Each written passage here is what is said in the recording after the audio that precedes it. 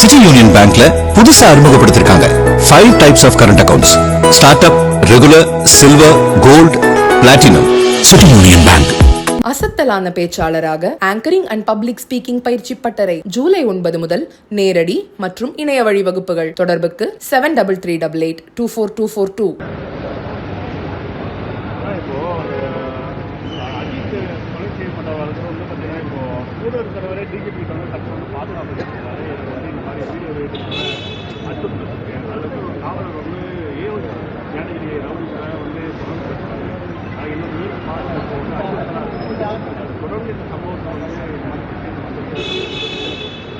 அஜித் கூட இருந்தவரா?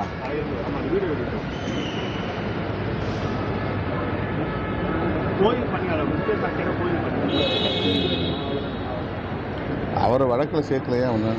அது வந்து கைது செய்யப்பட்ட தனிப்படை காவலர் ராஜா தனக்கு மிரட்டல் விடுப்பதாகவும் உயிருக்கு அச்சுறுத்தல்வதாகவும் கூறி பாதுகாப்பு கேட்டு நீதிமன்றம் மூலமாக டிஜிபிக்கு எழுதி கொடுத்திருக்காரு. திருப்பவனம் அஜித்குமார் கொலை செய்யப்பட்டவருக்கு முக்கிய சாட்சியான கோயில் பணியாளர் சதீஸ்வரன் பாதுகாப்பு பணியாளர் பண்ணிருக்காங்க.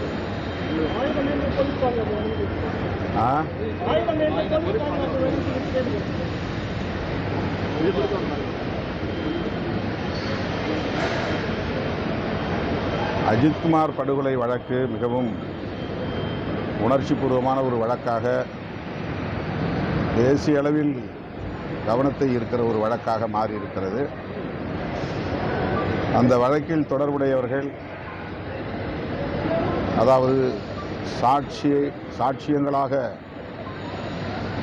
இருக்கக்கூடியவர்கள் அஞ்சும் நிலை ஏற்பட்டிருக்கிறது. நான் சென்றிருந்த போது கூட என்னிடத்தில் இந்த தகவலை பகிர்ந்து கொண்டார்கள். நீங்கள் குறிப்பிட்ட அந்த நபர்களை நான் சந்திக்கவில்லை, காணவில்லை. ஆனால் அங்கிருந்தவர்கள் அஜித்குமார் குடும்பத்திற்கே அச்சுறுத்தல் இருக்கிறது, பாதுகாப்பு வேண்டும் என்று சொன்னார்கள். எனவே தமிழ்நாடு அரசு, குறிப்பாக காவல்துறை, அஜித்குமார் குடும்பத்திற்கும் அந்த வழக்கின் சாட்சிகளுக்கும் உடனடியாக பாதுகாப்பை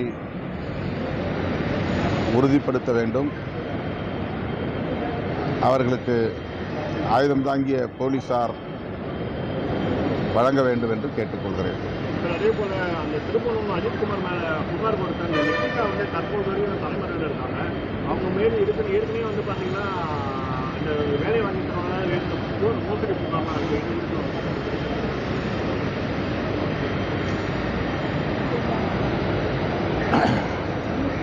அவர் மருத்துவர் அல்ல, அவர் ஒரு PhD முடித்தவர் என்று தெரிய வருகிறது. டாக்டர் நிகிதா என்பவர். அவருடைய குடும்பத்தினர் மீதே பண மோசடி வழக்கு இருப்பதாகவும் இப்போது ஊடகங்களில் செய்திகள் வந்து கொண்டிருக்கின்றன. அவருடைய இந்த நடவடிக்கைகள் குறித்து புகார் பெற்று உரிய விசாரணை நடத்த வேண்டிய தேவை உள்ளது. அவர் அந்த கோவிலுக்கு நகையை கொண்டு வந்தாரா என்கிற சந்தேகம் இப்போது எழுப்பப்படுகிறது.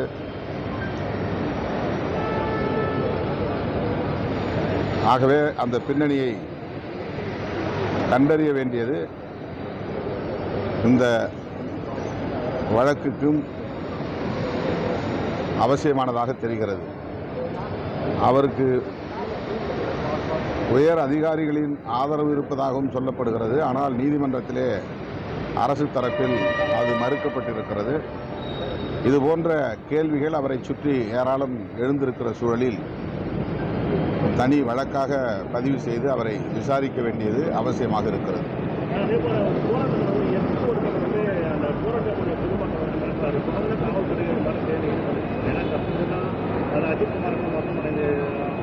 எங்க நடந்துச்சு?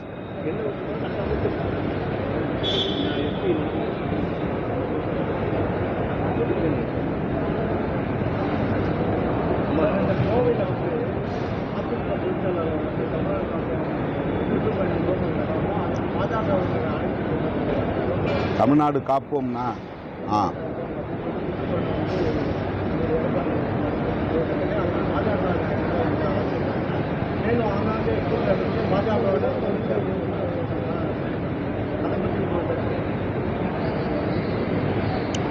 வரவிருக்கிற சட்டமன்ற பொதுத் தேர்தலை ஒட்டி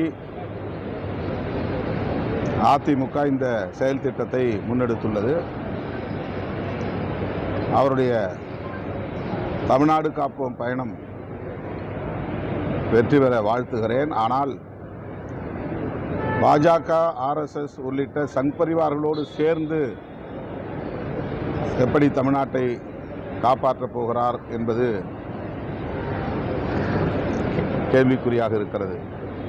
தேசத்திற்கே அவர்களால் ஆபத்து என்று அகில இந்திய அளவில் சங் பரிவார்களுக்கு எதிராக மக்கள் அணிதிரண்டு வரும்போது தமிழ்நாட்டை காக்க புறப்படுகிற அதிமுக தலைவர் சங்க பரிவாரங்களோடு செல்வது என்பதுதான் அதிர்ச்சிக்குரியதாக இருக்கிறது. முருகன் மாநாட்டில் பங்கேற்பாளர் இந்து முன்னணி தலைவர் உள்ளிட்ட 7 பேர் வழக்கு பதிவு. அவங்கள கைது செய்ய சொல்றீங்களா? போலீசார் வழக்கு பதிவு செய்திருக்கிறார்கள். அதை ஏற்கனவே நான் வரவேற்று கருத்து சொல்லியிருக்கிறேன். வழக்கு பதிவு செய்ததோடு நின்று விடாமல் அவர்களை கைது செய்து விசாரிக்க வேண்டும். தமிழக பள்ளி கல்வித்துறைக்கு மத்திய அரசு 1600 கோடி ரூபாய் ஒதுக்கிட்டாங்க அப்படின்னு சொல்லிட்டு அன்பில் மகேஷ் பொய்யாமொழி சொல்லியிருக்காரு. ஆனால் தேசிய கல்விக் கொள்கையில இணைஞ்சாதான் அந்த பணத்தை நாங்கள் விநியோகிப்போம் அப்படின்னு புதுக்கோட்டையில் அமைச்சர் தெரிவிக்கிறாரு. எந்த அமைச்சர்? அன்பில் மகேஷ்.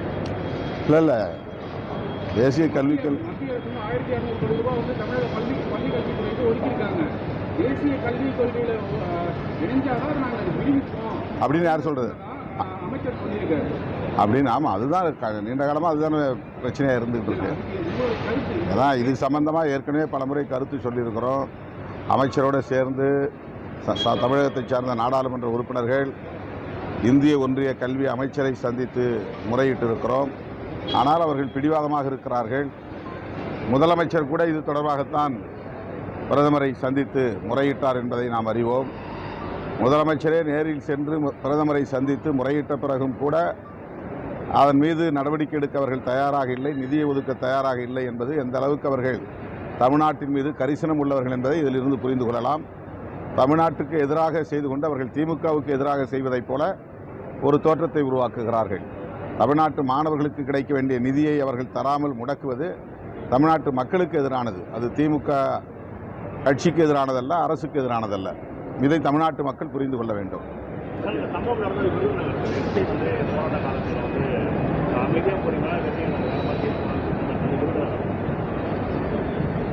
ஒவ்வொரு இண்டிவிஜுவலை பற்றி நம்ம கருத்து சொல்லிட்டு இருக்க முடியாது. காவல்துறையில் நல்லவர்களும் உண்டு, கெட்டவர்களும் உண்டு, ஜனநாயக அணுகுமுறை உள்ளவர்களும் உண்டு, மூர்க்கமான அணுகுமுறை உள்ளவர்களும் உண்டு. காவல்துறைக்கு பொதுவாக மக்களோடு நல்ல உறவை பேணி பாதுகாக்கக்கூடிய வகையில் பயிற்சி தேவைப்படுகிறது. மக்களிடத்திலே அணுகுகிற முறை பல வன்முறைகளுக்கு காரணமாக அமைந்து விடுகிறது.